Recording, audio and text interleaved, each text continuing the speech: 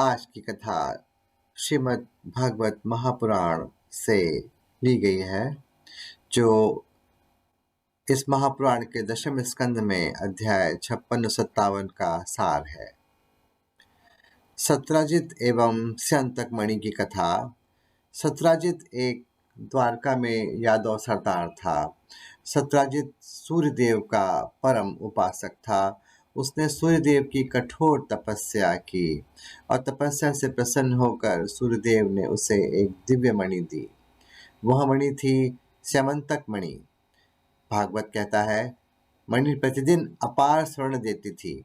जहाँ रहती थी वहाँ अकाल, रोग, भय नहीं था। भगवान कृष्ण सत्राजित से कहते हैं, यह मणि राजकोष में होना चाहिए ताकि संपूर्ण द्वारका का कल्याण हो। पर सत्राजित ने मणि नहीं दी।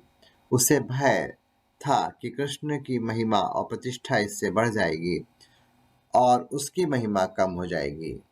यहीं से ईर्ष्या और अविश्वास का जन्म हुआ। सत्राजित का छोटा भाई प्रसेन वन जाता है और वह अपने बड़े भाई से स्यंतक मणि लेकर उसे गले में पहनकर और रथ पर सवार होकर वन में जाता है। लेकिन एक सिंह वहां उसे रथ पर देखता है। सिंह प्रसेन के गले में पड़ी हुई उस दिव्य मणि को देखता है, जिससे बहुत ही दिव्य किरणें प्रस्फुटित हो रही थीं। सिंह चाहता है कि वो उस मणि को हासिल करे और इसीलिए वो प्रसेन को मार डालता है और मणि लेके भाग जाता है।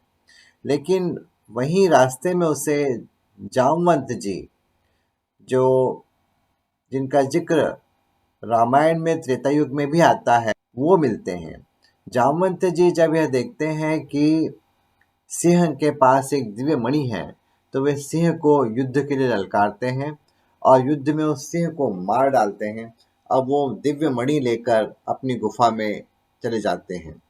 अब वो गुफा में उसे सुरक्षित स्थान पर रख देते हैं। प्रसेन जब वापस नहीं आता है, मणि भी नहीं मिलती, तो द्वारका में यह अफवाह फैल जाती है कि भगवान कृष्ण ने ही प्रसेन को मरवाया है और मणि ले ली है। यह कृष्ण के जीवन का बड़ा कलंक प्रसंग था। भागवत कहता है, कृष्ण निर्दोष थे, पर लोक धर्म की रक्षा हेतु उन्होंने स्वयं सत्य प्रकट करने का निश्चय किया। भगवान कृष्ण अनेक यादवों के साथ वन में गए। पहले प्रसेन का शव मिला, फिर सिंह का शव मिला। पद चिन्हों का अनुसरण करते हुए वे जामवंत की गुफा तक पहुंचे।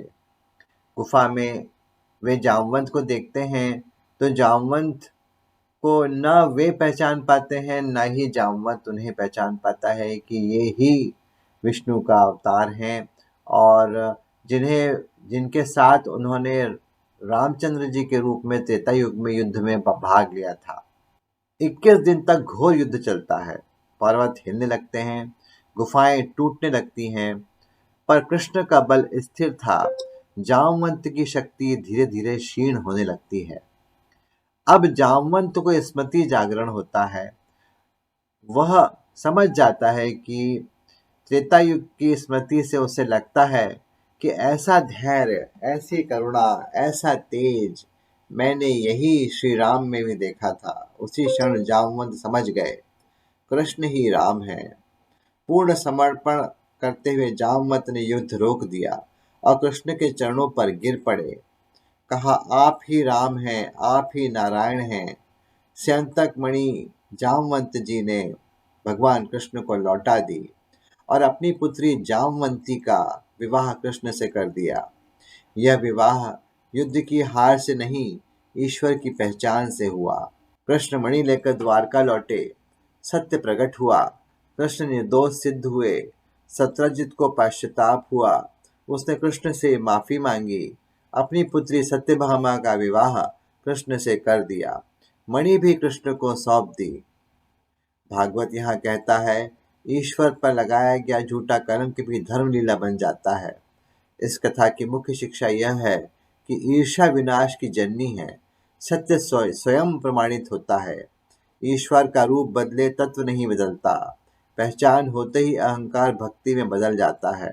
यदि आपको भागवत की यह कथा अच्छी लगी हो तो कृपया इस वीडियो को लाइक करें, कमेंट करें और हमारे चैनल को सब्सक्राइब करें। धन्यवाद। जय श्री कृष्ण।